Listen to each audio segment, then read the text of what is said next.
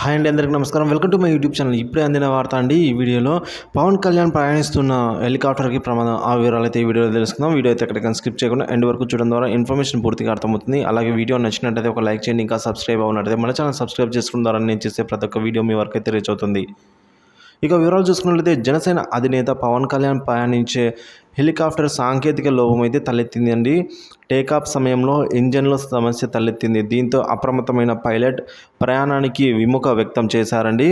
So ఈ ఘటనతో పవన్ కళ్యాణ్ పర్యటించవలసిన తాడేపల్లిగూడెం, ఉంగుటూరు సభలను అయితే వాయిదా వేశారు. హెలికాప్టర్ సమస్య కారణంగా తాడేపల్లిగూడెం, ఉంగుటూరు రాలేకపోతున్నా అని పవన్ పేర్కొన్నారు.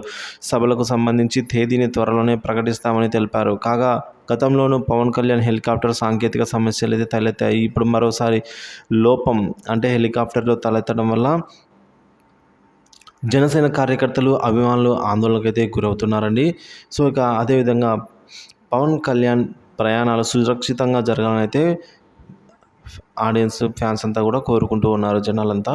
ఇక జనసేన అధినేత పవన్ కళ్యాణ్ కాకినాడ జిల్లా పిఠాపురం నుంచి పోటీ చేస్తున్న విషయం తెలిసిందే. రాష్ట్రంలో మే 13 ఎన్నికలైతే జరగనున్న నేపథ్యంలో ప్రస్తుతం నామినేషన్ల ప్రక్రియ జరుగుతోంది. బీజేపీ, టీడీపీ, జనసేన ఉమ్మడిగా పోటీ చేస్తున్నాయి. ఇందులో భాగంగా పవన్ కళ్యాణ్ సైతం ఎన్నికల ప్రచారాన్ని నిర్వహిస్తూ వస్తున్నారు. సో కూటమి అభ్యర్థులను గెలిపించాలని అభ్యర్థుల తరపున ప్రజలను విజ్ఞప్తి చేస్తూ ఉన్నారు. ఈ మేరకు ఆయన రాష్ట్ర వ్యాప్తంగా వారాహి, విజయభేరి యాత్రలు అయితే నిర్వహిస్తూ ఉన్నారు.